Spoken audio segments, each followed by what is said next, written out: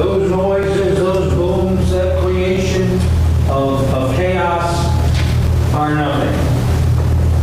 Once you bear that in mind as we go through this sermon today. You should be scared. You should be scared, if not for yourself, you should be scared for other people. Most preachers will tell you that fear is not the focus of the book of Revelation. And indeed, I believe it is true. However, I'm pretty sure that God, at the very least, designed it as a wake-up call for those who don't seem to be listening. The book is indeed full of what I call evidence of divine inspiration and instruction. It is jam-packed full of that. The book was written in Greek. John wrote it in Greek. And in the Greek, the word for revelation is apocalypse. Yeah, right. Anyway, that's where we get the word apocalypse. It means the uncovering, the unveiling, the disclosure. Many people say that the primary message of the book is the glorious victory of Jesus Christ over his enemies. That may be true. It may be just a message. But I believe that the primary reason that the book was written is entirely different. I think the reason the book was written is to know Jesus, to learn about Jesus well beyond what we already think we know about him. See, the problem is, as I see it, Jesus came to earth as a human being. And ever since then, all of our imagery, all of our minds, they're surrounded with the idea that Jesus is a brother. He's a kindred spirit.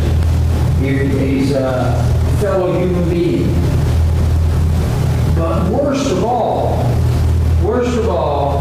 is that we think at times he is an equal. Books oftentimes called The Revelation of Jesus Christ. But this is not, you need to understand that this is not Jesus' revelation to you or revelations to you. It is not. Actually, you'll learn in the first chapter, you'll learn that God Father gave this book to his Son, to Jesus.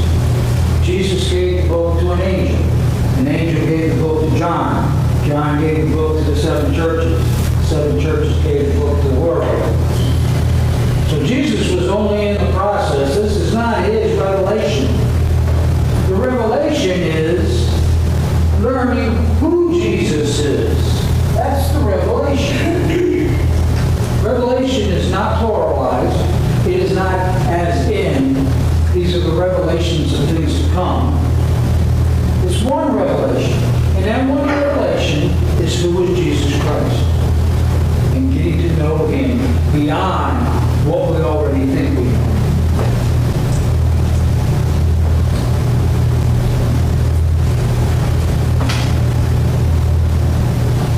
The revelation of Jesus Christ is beginning to realize that Jesus is our God. The God who created us. The God who created the universe. The God who will save us. Not an equal. Not an equal. So here's the key. I'm going to give you a key that will unlock all the mysteries in this book. And that key is simply that you go into the book week after week after week. Your passion should be, I want to get to know God. I want to get to know Jesus Christ better than I do. I want to know who he is. We talked about the human image form. When John, who walked for 3 years with Jesus on the earth, saw him, he said something like the Son of Man. He wasn't sure. He even fell short of calling him Jesus because of the change. because by now Jesus is in his full glory. And he wasn't in his full glory when he walked the earth during his ministry. That is the image we have. That's why we have to continue to learn. Who is Jesus today? Who is Jesus right after the ascension? So if that becomes your passion, I promise you, I promise you, I promise you, that the Holy Spirit will give you eyes to see and ears to hear. And that is ever so important when you read the Bible. It's ever so important because all the way through Jesus' ministry, we know that he talked in parables, he talked in symbols. He used language like wheat, tares, pearls, doors, veils, numbers, dimensions, colors, all meaning something other than what the word implied. Two quick examples, just so you're on the same page as I am, because this is important. In John 2:19, he said, destroy this temple and I will raise it again in 3 days. The greatest religious minds of Jesus' time, at least, the entire Sanhedrin, they all got this wrong. They all got it wrong because they didn't have eyes to see and ears to hear. Now, it's easy for us to sit here with retrospect being 2020, hindsight being 2020. We can stand here and we can say, this has all been explained to me. This is easy to understand. This was not easy to understand for these people who didn't have it explained to them. Understand that. Another one is certainly this one, John 6:53. So Jesus told them, truly, truly, I say to you, unless you eat the flesh of the Son of Man and drink his blood, you will have no life in yourselves. Constantly using language like this that the people didn't understand unless the people were blessed by the Holy Spirit. That's the whole trick. That's the whole idea. You have got to have eyes to see and ears to hear from the Holy Spirit. You can't do it on your own. And so many of them in Jesus' ministry did not do it. So, if you want to go into this book with eyes to see and ears to hear, you go into this book with a passion to get to know who Jesus Christ is in all of its glory today. Okay, some things about the book that you might want to know. There are 404 verses in the book of Revelation, and this is an amazing number. There are 265 references to the Old Testament. Well, actually, it's the Old and New Testament. And they're not quotes, they're references. They're references to the New and Old Testament. That is an amazing, every fourth verse that you read, you'll find 3 references to the Bible. Again, we go back to the second slide that I gave you. This is all evidence of divine inspiration and instruction. The book is divided into 3 sections. Those 3 sections are chapters 1 through 3. It's called the church age. We're going to talk about that in just a minute. Chapters 4 through 19 is the rapture to the second coming. This is the tribulation part. This is the part that you don't want to be around in. This is the really, really, really scary part. Chapters 20 through 22 is the millennium and beyond. Those are the 3 sections of the book of Revelation. As we go through the book, you're going to realize that the book covers not only all of history, but all in the future. Because it even says so in the book. Chapter 1 says these are things that house seen. Chapter 2 and 3 says the things which are, and 4 through 22 will constantly be talking about things which shall be thereafter. Now here's an interesting thing I want you to think about. All through Christianity, everybody who's lived as a Christian in this world has lived next door probably to a pagan. And pagans, they talk differently than us. They think differently than us. They go about their lives differently than us. They go about their lives in terms of, when they talk about their history, they'll use words like the Age, the Bronze Age, the Iron Age, the Middle Age, the Modern Age, the Postmodern Age, and on and on and on. This is completely different than a Christian's history. His history is given in entirely different terms. Now I'm going to tell you, there are two charts that are extremely important to you. And they're so important, as a matter of fact, I made a copy of them and I made an insert in your bulletin. So we're going to go over both charts because they're that important. And as we go over the first charts, you can watch me up here because the charts are going to be up here. But then please take these charts home because they're critical to your understanding this entire book. This is the history of Christianity. It's called a dispensation. A dispensation is a distinguishable economy in God's master plan whereby God tests mankind. An economy is simply a period of time or events that occurred in a period of time. And you'll catch on to this pretty quick. I don't know if you'll be able to see this, but I got this cool little red pointer right here. But all the way over here, it says creation. That was the beginning of a time period. In that time period, our responsibility was do not eat. Our failure was we ate the apple. And our judgment was curse and death. So that goes to this This next section is the fall. That begins a whole new time period. The fall is our responsibilities to do good, to give blood sacrifices, and our failure was our wickedness. And our judgment was the universal flood that ended the world. But then we start a new time period, and that's called the landing of the ark. Starts a whole new period, and our responsibility is to scatter and multiply. That's what God said. But our failure was that we did not scatter. So our judgment was dispersion and confusion of languages. This is where we get the Tower of Babel. Everybody remembers that. The Tower of Babel in the Old Testament. So that begins a new time period in Christianity as all the people dispersed.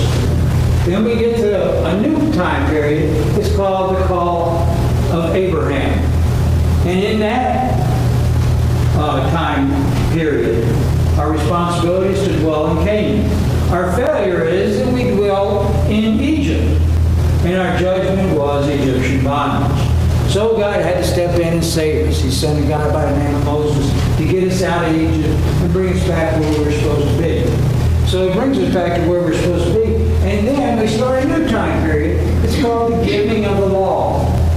And in that, our responsibility is to obey the law. However, our failure was we broke the law and we rejected Christ. And our judgment was worldwide dispersion.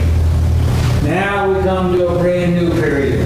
We see the cross up there, the ministry of Jesus Christ. This is Jesus' birth. It's his ministry. It's his death. It's his resurrection. And finally, his ascension. All that right there begins a brand new period. And that period is called the church age. That's number 6 on that chart. Our responsibility is by faith to trust Christ. Our failure will be rejecting Christ, and our judgment will be the great tribulation. And you notice up here, this starts the period of grace. We can't earn this salvation. It's given to us. It's a gift to us. We cannot do anything to earn it. And then after the church period is over, then the tribulation starts. That's a terrible period in history. But it will move us into a new period called the kingdom. And our responsibility there will be to obey and worship God. And our failure will be our final rebellion. And that rebellion will result in our judgment in eternal hell. And then finally, the last section, the last part of history, or the last part of the future, will be the great white throne. Now, what you need to concentrate on here is number 6, because that's where we're at right now. Now, if you turn those papers over, you're going to see the second chart. And the second chart is the chart that's even more important to you. The 7 churches. What are the 7 churches? And you'll read in chapter 2 and chapter 3 that Jesus picked 7 very specific churches. And he told John, write a letter to each one of these churches. Kind of a report card sort of thing. These are the things that these churches are doing good. These are the things that these churches are doing bad. Those are the 7 churches. The order in which Jesus gave John these churches is also very critical. Greater minds than I, trust me when I say this, great saints and great theologians have come up with this chart. I don't fully understand how they did it. But I do understand the order in which they put the churches. It's the same order that Jesus gave to John. What I don't exactly understand is there's things about the Church of Ephesus that they put a time period on. The Church of Ephesus went from AD 30 to AD 100. Though that time period was important, something about that church that started in 30 and ended in 100. And then something about the Church of Smyrna started in 100 and ended in 313. You see, the time period, the number of years, is entirely different. Ephesus was only a 70-year reign. Smyrna is 213 years. If you go all the way over to Tyria in the middle, that's 900 years or so. So these theologians, I can't say exactly how they came up with these years. I can't say why they came up with these specific years. But I knew that that church history, back then, that particular church, fit into this category in this way so that it was they were able to make this particular chart. Now, you see, this is where it begins. This is when the church starts, when the Holy Spirit comes upon the apostles, and then it goes all the way to the period of the rapture. That is the beginning of the end, let's say. All the way down here at the end, that period is the last church, Laodicea, and it started in 1900. These things here were all predicted in the Bible. It was predicted that we'd have great wars, World War I, World War II, 1914, 1939. Israel became a state in 1948. Jerusalem is under the control, Jewish control in 1967. And all that stuff occurred right in this first part of the 1900s. I cannot stand here and tell you how long the Church of Laodicea is going to go. It could be, we're already 200 or 118 years into this church period. And this is the last church period. If you were to say to me, will I be able to, will I see the tribulation? Will I be alive at the end of the world? I would have to say there's a good possibility. If I'd been given this sermon back here in the year 600, and you asked me that same question, I would say, no, you don't have nothing to worry about. Because we already have our own church period to go all the way through. We've got the church period of Sardis and Philadelphia and Laodicea to go through. There's no way the world will end now or during your lifetime. I can't say that because we're all the way over here somewhere. This last thing here says false security and peace. You have to ask yourself, I feel peaceful. I feel secure for the most part. Is that a false peace or a false security? I have no idea if it is or not. But if it is, that tells me that, maybe we're all the way over here. And the very next thing is going tribulation period. That's the importance of this chart. Take this chart home and study it and realize we are near the end. We are near the end. There's just no question about it. Understand that. Understand that to the point where you get scared for your family, friends. The next period of time that we come to is a contested period as to when it will happen. It's called the rapture. The rapture, what is the rapture? The rapture is when Jesus says, taking all my Christians off of the earth and bringing them up to heaven. You want to be on that list, I guarantee you. Because the very next thing that's going to happen is tribulation. You do not want to be on earth when the tribulation starts. The tribulation will be ugly. Now, when will it take place? We don't know. We can't say. Nobody, God has not told anybody when that's going to happen just yet. That's why that's. Now, I'll confess that I'm leery of a lot of these, what I call feel-good preachers, who will tell you that everything is okay. They come just shy of telling you it doesn't matter what you do in your life. It makes no difference. It's all good. They'll tell you that don't worry about the stuff in the Bible that you don't like because it applies only to the people back then. Well, if that's the case, I feel sorry for us because Jesus has not given us any new instructions since he gave the publication of this beautiful book right here. So, I'm always leery of preachers that say that. But that said, I want you to understand that there are some very great saints that have lived in history. There are some very notable theologians who have lived in history. These guys who have been given eyes to see and ears to hear, these guys are the guys who made those charts. These guys are the ones who tell us that the rapture will take place before the tribulation. And that's huge. That's huge news to us.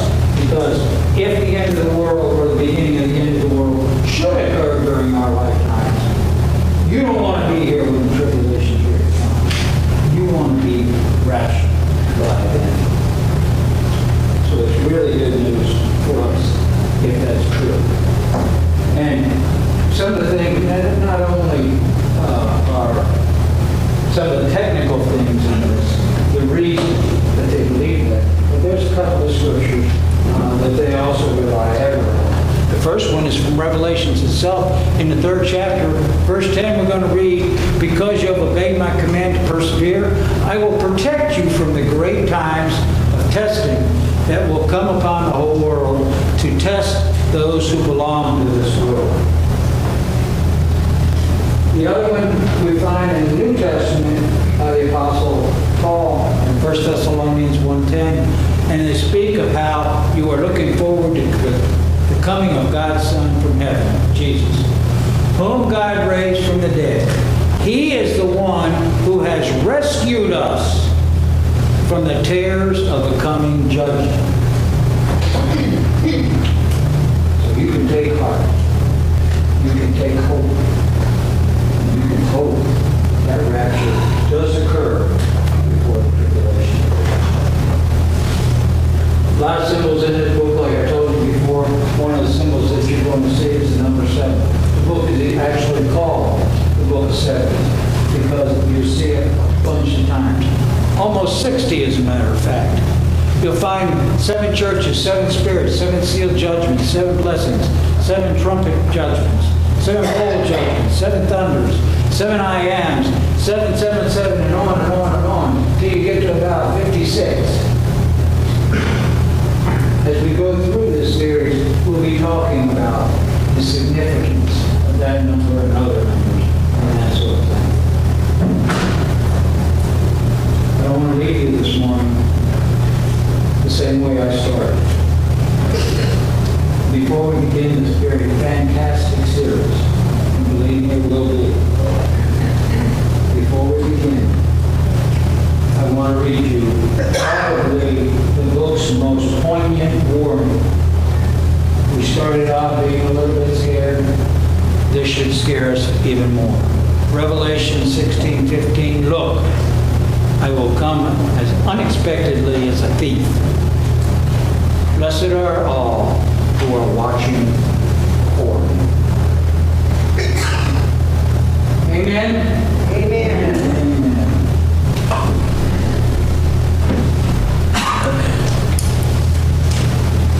All right. Turn your offering